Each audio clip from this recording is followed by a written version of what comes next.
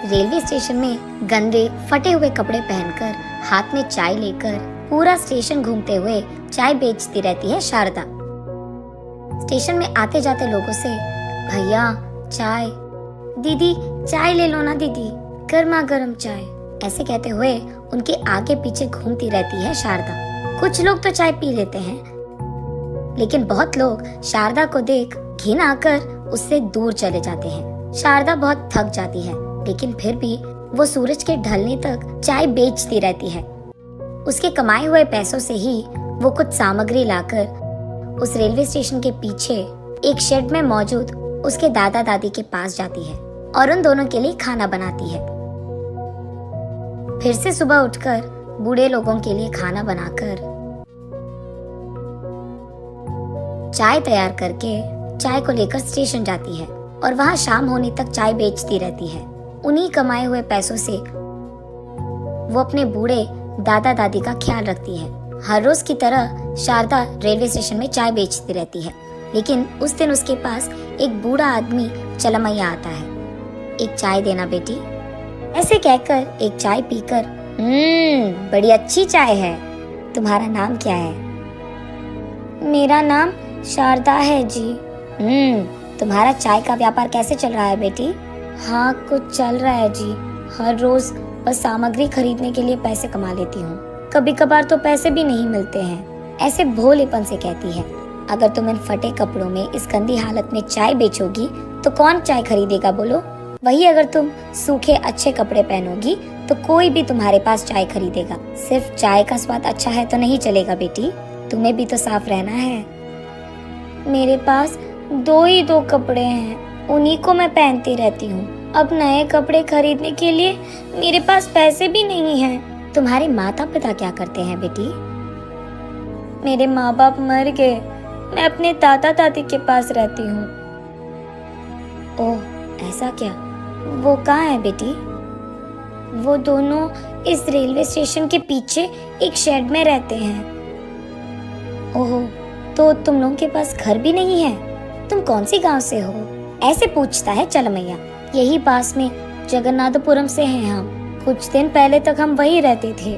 अच्छा, तो फिर अब यहाँ क्यों आए तुम लोग?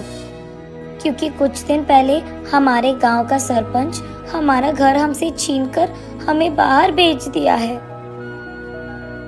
ऐसा क्या? क्यों? तब शारदा जो कुछ भी हुआ चलमैया को बताती है। कुछ दिन पहले हमारे गांव में सरपंच के इलेक्शंस चल रहे थे, उसमें हमारे गांव का बलरामैया भी खड़ा था। वो वोट मांगने हर घर को जाता था और ऐसे ही हमारे भी घर आए।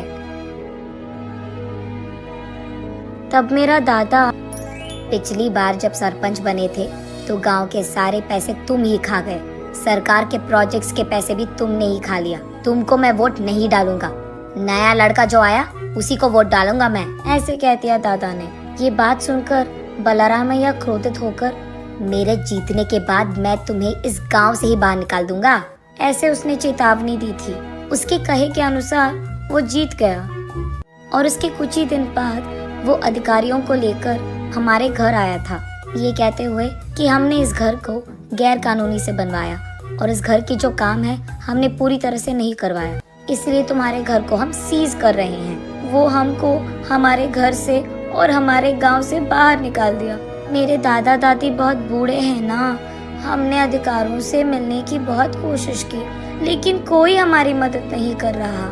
इसीलिए मैं चाय बेचकर जो भी पैसे कमाती हूँ उसी से उनका देखभाल कर रही हूँ, ऐसे वो बहुत दुख में कहती है। तब चलमैया, ठीक है, मैं तुझे स्टेशन में एक छोटा सा शॉप किराए पे दूंगा, तुम वहाँ अपना चाय का व्यापार लगा सकती हो, ऐसे कहते हैं। पर मेरे पास तो पैसे नहीं है दादा। धीरे धीरे से दे देना बेटी, तुम पहले व्यापार तो शुरू करो। अगले ही दिन चलमैया शारदा को नए कपड़े और चाय बनाने के लिए जरूरी सामग्री 1 महीने तक का खरीद के देता है। ऐसे शारदा रेलवे स्टेशन में चाय का दुकान खोलती है। उस दिन से सुबह से शाम और शाम से रात तक वो लगातार काम करती रही, अलग प्रकार के चाय बनाते हुए सबको उसकी तरफ आकर्षित करती आ रही थी। कुछ ही दिन में रेलवे स्टेशन को आए वाले यात्रीगण ही नहीं बल्कि गांव से भी लोग उसके चाय पीने आ रहे थे। ऐसे कुछ ही दिनों में शारदा के दुकान वाली रेलवे स्टेशन से कुछ ही दूर में जो रेलवे स्टेशन था, उसके अधिकारी भी शारदा से उनके रेलवे स्टेशन में ब्रांच लगाने के लिए पूछते हैं। उनके कुछ दिन बाद वो 2 के चाय ब्रांचेस बहुत सारे ब्रांचेस बन जाते हैं। एक चाय की दुकान से शुरू करके शारदा कुछ ही दिनों में इन सारे ब्रांचेस की मालिक बन जाती है। इतनी छोटी उम्र में इतना सारा काबिलियत से हासिल करने के कारण बहुत सारे मीडिया लोग शारदा से उसकी इंटरव्यू मांगते हैं। तब शारदा उन सबको ये बताती है कि वो कैसे यहाँ तक पहुँची और उसके परिवार के साथ क्या नाइंसाफी हुई थी, और ये भी कि चलमैया ने उसकी कितनी मदद की है। ये जानकर उस जिला का कलेक्टर शारदा का सराहन करते हुए बलरामैया को गिरफ्तार भी करता है। जो काम उसने गैर कानूनी से किया है वो सब कानून हासिल कर लेता है, और जिन अधिकारियों ने उसकी मदद भी की थी उनको भी गिरफ्तार कर लेते हैं, और इस सब के बाद शारदा और उसके परिवार को उनका घर लौटा देते हैं। नैतिक, आज अगर अधिकार तुम्हारे हाथों में है तो उसका गलत इस्तेमाल नहीं करते हैं, क्योंकि कल जब अधिकार किसी और के हाथों में चला जाए तो खुद अपना सर नीचे करना होगा।